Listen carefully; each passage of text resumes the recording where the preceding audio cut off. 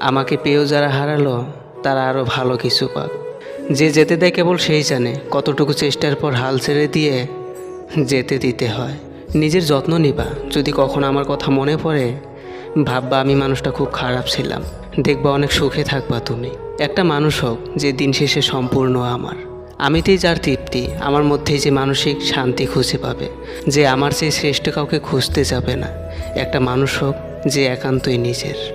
অস্থায়ী জীবনের চিরস্থায়ী শুধু মানুষের সুন্দর ব্যবহার, যেটা মৃত্যুর পরে সবার স্মৃতিতে থাকবে। যে নরম পেয়ে আপনাকে সস্তা ভাবছে, কঠিন হয়ে তাকে নতুনভাবে ভাবতে শেখান। যে পেয়েও বুঝেনি, হারিয়ে গিয়ে তাকে না পাওয়ার যন্ত্রণাটা বোঝান। স্বার্থ ছাড়া যাদের কাছে গুরুত্ব নেই, কৌশলে তাদের সাথে দূরত্ব বাড়ান। নিজের যত্ন নিন, নিজেকে ভালোবাসুন। সময় হলে সে ঠিকই বুঝতে পারবে যে আপনি তার জীবনে কী ছিলেন। মন খারাপ সবারই হয়, কেউ তখন স্যাড স্ট্যাটাস দেয়, কেউ কেউ তার ফ্রেন্ড কিংবা প্রিয় মানুষটির সাথে কিংবা তার ফ্যামিলির সাথে বসে গল্প করে। আর একদল মানুষ স্ট্যাটাস দেয় না, কাউকে কিছু বলেও না, তখন চুপচাপ থেকেও নীরবে অন্য কোথাও গিয়ে নিজেকে সামলিয়ে নেয়। নিজের মন খারাপ নিজেই ভালো করে ফেলে এসে আবার সুন্দর হাসি মুখে সবার সাথে কথা বলে।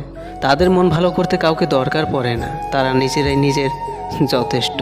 কারণ তারা জানে মানুষ সুন্দরভাবে কথা বললেই কেউ আপন হয় না, কারণ মানুষ বুকে টেনে নিয়েও পিঠে আঘাত করে। হ্যাঁ, আমিও ভেঙে পড়ি, আমারও খারাপ লাগে, মাঝে মাঝে আমারও খুব কষ্ট হয়, কান্না পায়, কিন্তু হাসি মুখে থাকতে শিখে গেছি। আমায় সান্ত্বনা দেওয়ার মতো কেউ নেই, কারণ আমার ভাগ্যটাও অত ভালো নয়।